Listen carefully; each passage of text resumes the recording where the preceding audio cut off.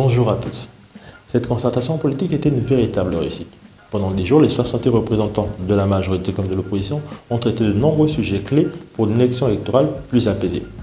Dans ces 3 sujets, on retrouve notamment les mandats politiques, les questions électorales, mais aussi principalement le statut de l'opposition. Comme l'a souligné le président de la République dans son discours de clôture, je vous avais également demandé de ne pas vous disperser, de vous focaliser sur les questions liées aux élections, car les autres sujets économiques et sociaux donneront bientôt lieu à une autre concertation.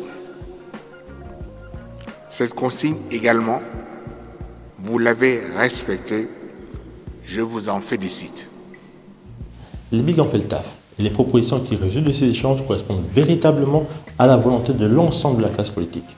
Parmi les plus importantes, on retrouve notamment numéro 1, la nomination équitable des sénateurs par le président de la République, qu'il soit de la majorité ou d'opposition. Ceci afin de favoriser une démocratie plus consensuelle. Pour l'opposition, c'est une véritable victoire. Il gagne 6 sièges comme ça d'un coup. Numéro 2, l'adoption d'un scrutin à un tour. Pas de prolongation, pas de but en or, un tour. Ça permettra notamment de faire des économies. Numéro 3, l'alignement de tous les mandats. Président, sénateur, député et élus locaux, on simplifie tout ça. 5 ans pour tout le monde. Numéro 4, pas de limitation du nombre de mandats. C'est le peuple qui choisit. Numéro 5, l'augmentation de la limite d'âge d'éligibilité pour accéder à la fonction présidentielle, passant de 18 à 30 ans. On veut les classiques, s'il vous plaît. Numéro 5, la réduction de cet âge d'éligibilité en ce qui concerne les sénateurs, passant de 40 à 35 ans. Pas les classiques, non. Numéro 7, la réduction de la caution pour l'élection présidentielle, passant de 20 à 10 millions. Idem pour les élections législatives, passant de 500 à 350 000. Et enfin, pareil pour les élections locales, passant de 350 à 200 000. Ceci, bien sûr, aussi afin de faire des économies.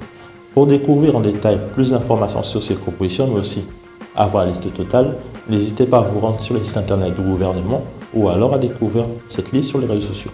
Pour s'assurer que toutes ces propositions seront effectives et seront bien traduites en loi, un comité de suivi réunissant les acteurs des 2 camps sera mis en place. Vous voyez, tout le monde gagne. Et ça, c'est grâce à la concertation demandée par le chef de l'État. Comme a dit le président, c'est une très belle image de la politique que vous avez donnée à nos concitoyens. J'en suis fier.